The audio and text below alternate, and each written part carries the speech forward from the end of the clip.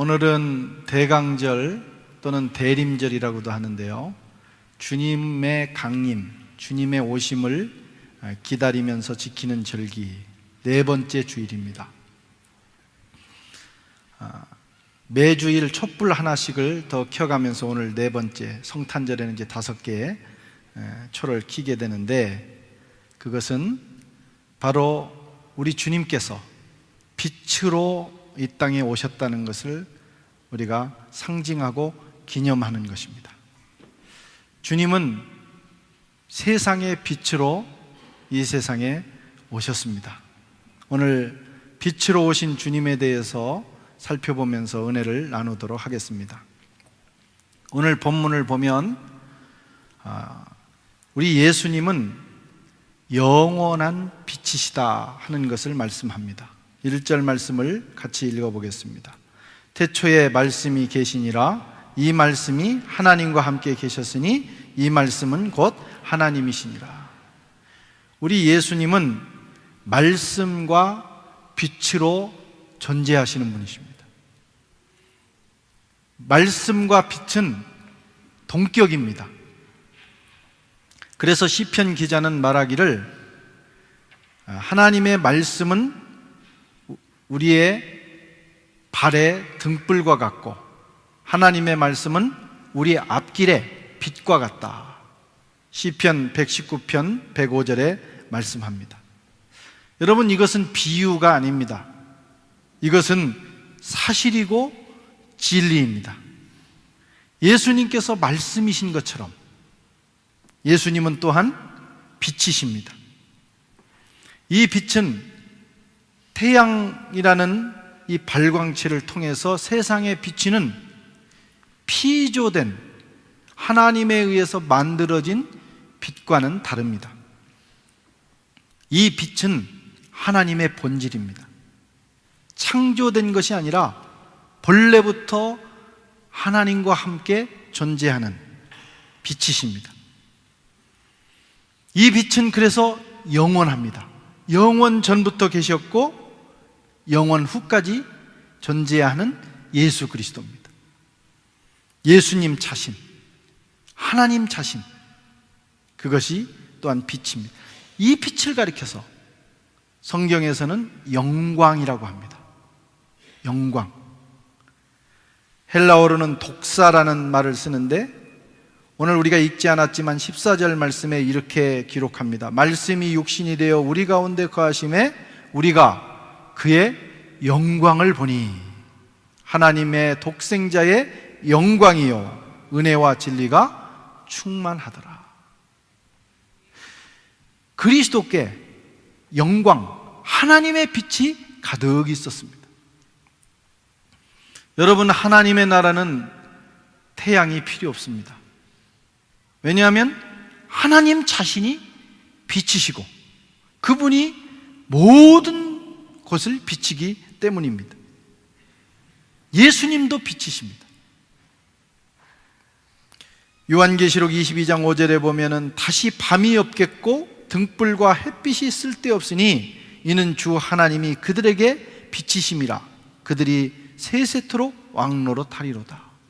마지막 날 우리가 하나님 앞에 섰을 때 그 새하늘과 새 땅에는 태양이 필요 없고 불이 필요 없습니다. 왜냐하면 본래 빛이신 하나님께서 온 세상을 비추고 우리를 비추시기 때문입니다. 하나님 나라가 어떤 곳이냐? 천국이 어떤 곳이냐? 하나님의 빛으로 가득한 곳입니다. 하나님의 빛 가운데 사는 나라, 여러분, 거기가 천국입니다. 그래서 우리가 아직 천상, 하나님 나라에 아직 가지는 못했지만, 그러나 이 땅에 살아가는 동안도 우리는 천국을 부분적으로 경험할 수 있습니다. 빛의 나라를 부분적으로 경험합니다. 어떻게 해요? 빛으로 오신 예수 그리스도와 함께 걸어가면서, 아, 천국은 이런 곳이구나 하는 것을 알게 되는 것입니다. 이번 성탄에 빛으로 오신 그 주님께서 저와 여러분의 영혼과 인생을 환하게 비춰주시는 놀라운 역사였기 바랍니다. 거기가 천국이에요. 또 예수님의 빛은 생명의 빛입니다. 4절 말씀을 같이 읽어보겠습니다. 그 안에 생명이 있었으니 이 생명은 사람들의 빛이라. 예수님이 말씀이고 그 말씀이 빛인 것처럼 그 말씀과 빛 안에 하나님의 생명이 들어있습니다. 생명과 빛은 동격입니다. 여러분, 하나님께서 만드신 태양도 그 안에 무한한 생명력을 가지고 있어요. 그래서 이 이집트라든가 많은 그 고대 문명 사회에서는 태양을 숭배합니다. 왜냐하면 태양은 생명을 만들어내는, 생명을 유지시키고 생명을 만들어내는 힘이 있다고 보기 때문이에요. 사실 그렇습니다.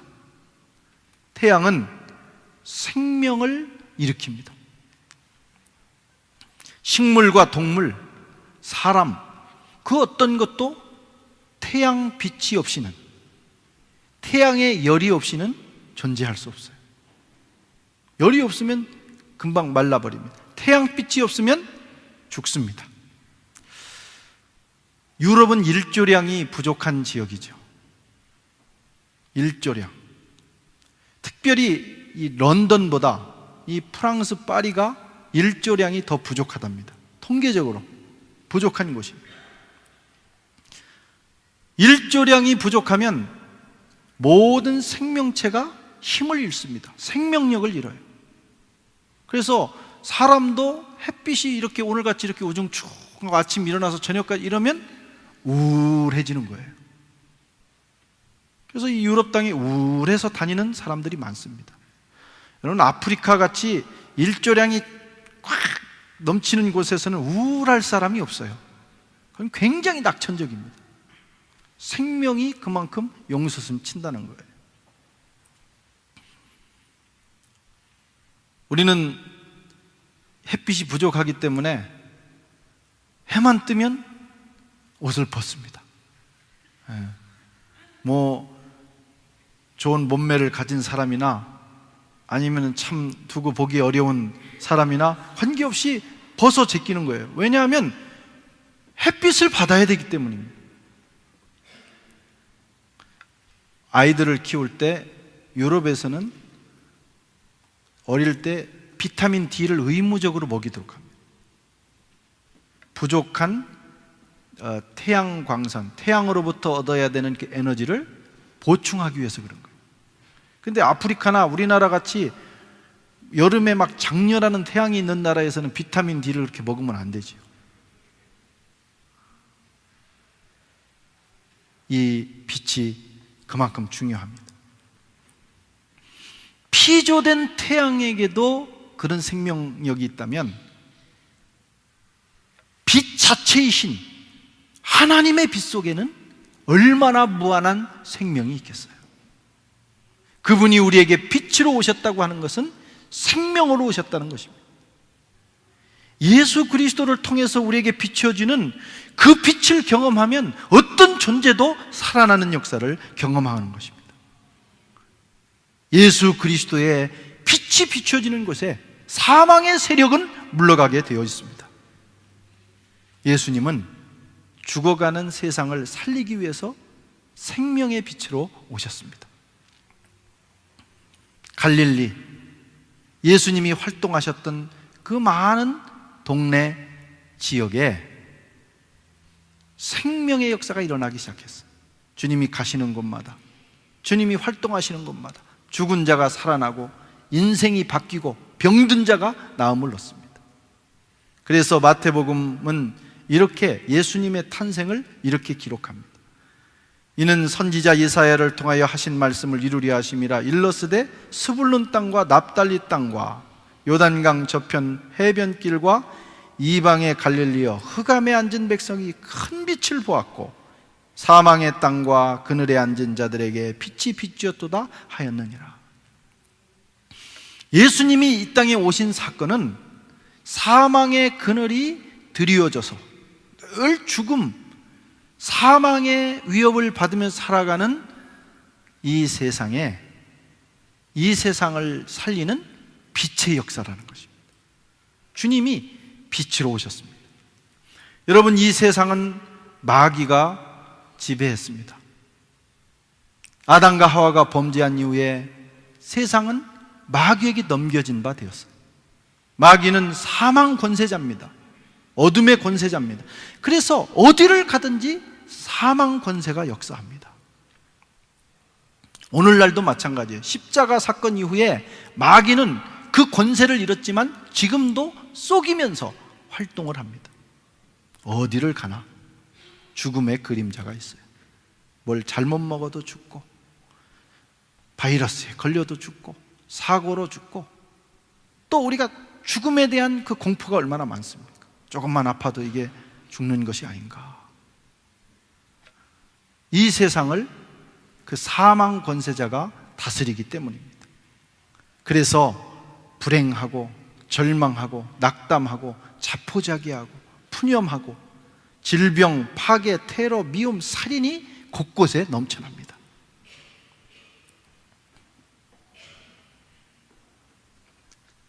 생명이 없는 것이 이 세상이에요. 이곳에 주님이 빛으로 오셨습니다. 주님의 빛이 비춰지는 곳마다 이 사망의 그림자는 떠나갑니다. 여러분, 마음이 불행하십니까? 죽고 싶은 생각이 드세요? 주님의 빛 가운데로 나오세요. 주님의 빛이 비치는 순간 여러분 속에는 그 생명, 삶에 대한 욕구가 넘쳐날 것입니다.